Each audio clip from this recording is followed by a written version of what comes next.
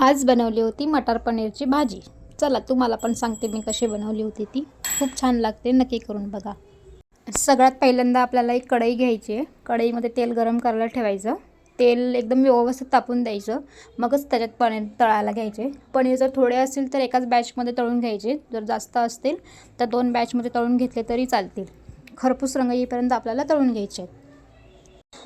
नंतर मग त्याच कढईमध्ये आपल्याला जिरं टाकायचं आहे।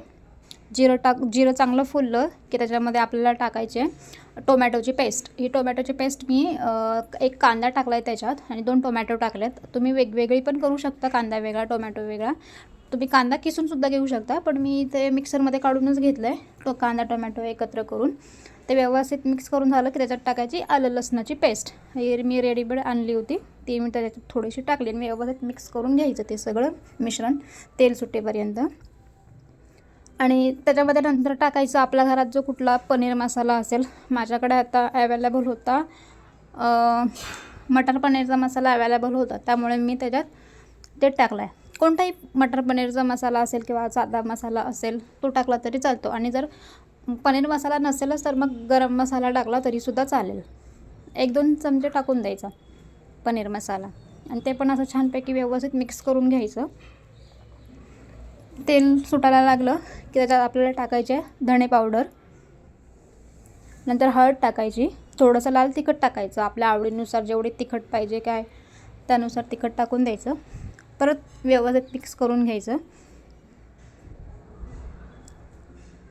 मिक्स करून झालं की त्याच्यात टाकायचं थोडंसं तूप टाकलं की एकदम छान फ्लेवर येतो भाजीला। तुम्हाला नसेल टाकायचं तरी तुम्ही नाही टाकलं तरी चालतं, पण टाकलं तर एकदम बेस्ट। मग ते सगळं मिश्रण मिक्स करून झाल्याच्यानंतर मग टाकायचे त्याच्यात मटार पण व्यवस्थित असे मिक्स करून घ्यायचे। आणि मग टाकायचं गरम पाणी, थंड पाणी अजिबात टाकायचं नाही आहे, गरम पाणीच टाकायचं आहे। आणि जेवढे क्वांटिटी पाहिजे त्यानुसार ठेवायचं आपल्याला पाणी। नंतर झाकण ठेवून एक उकळी आणून द्यायची त्याला, तोपर्यंत मटार पण आतमधले शिजले जातात।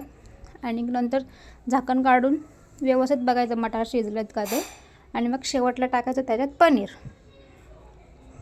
10-15 मिनटं अशी मिक्स करून घ्यायची आणि अशी आपली भाजी तयार होते। कशी वाटली तुम्हाला आजची रेसिपी मला नक्की कळवा, आणि काय सजेशन असतील तर तेही तुम्ही मला देऊ शकता।